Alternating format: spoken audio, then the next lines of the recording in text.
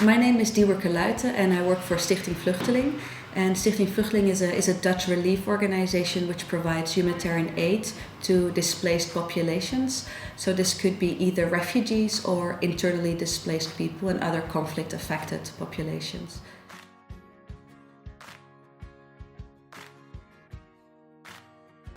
So we focus mainly on emergency aid in acute crisis situations as well as the more longer-term protracted crisis situations. And we actually focus on hosting regions. The majority of refugees are actually hosted in neighboring countries, in developing countries, so not in Europe. So what we do is we make sure that refugees and displaced populations have access to basic services such as healthcare, sanitation, education. When the conditions are favorable to return, we make sure that refugees are able to return. We help to rehabilitate health clinics, schools, etc.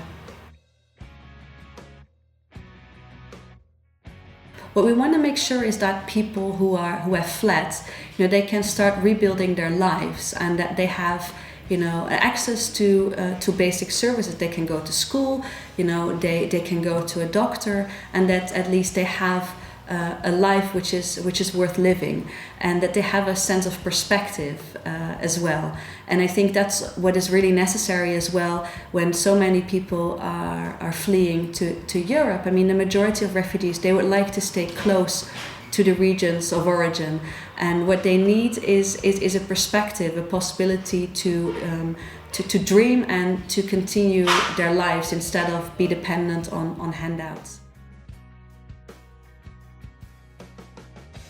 There are more than 60 million people on the move. This includes both refugees as well as internally displaced people, which are people who have fled but they continue to reside in their own country.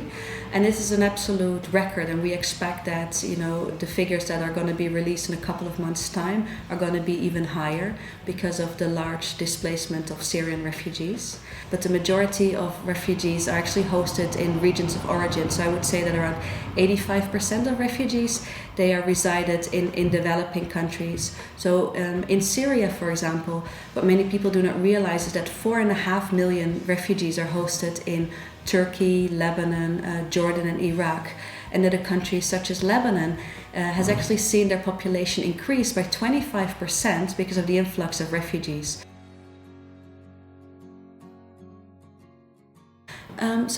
Just to give you a rough idea, I mean, we have reached over 1 million people in 2014, and that includes people on different continents. So, we have, for example, providing healthcare to Somali refugees residing in Kenya.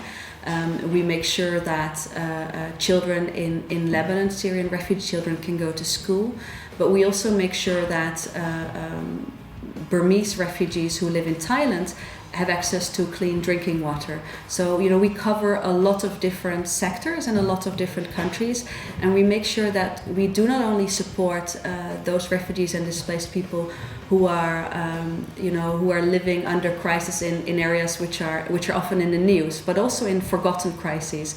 Because in addition, to Syrian refugees, what many people do not know that there's so many refugees in Southeast Asia as well. When you look at Afghani refugees in Pakistan, Burmese refugees in Thailand, there's so many people on the move nowadays. When I visited Iraq, for example, a while ago, I met with Syrian refugee girls. They told me about the fact that they wanted to become an engineer, and another one wanted to become a teacher, but they did not have access to education, to secondary school. And with our support, we could build a secondary school in that refugee camp. So, that's one of the few, it's an example of how we are trying to improve the lives of refugees and people in exile. I'm really happy. I'm really glad that Switch has actually picked us, as their organization of choice. I'm looking forward, to the 1st and the 2nd of April to see with my own eyes, what all the dancers have come up with, their choreographies, and I just hope it's going to be a great success.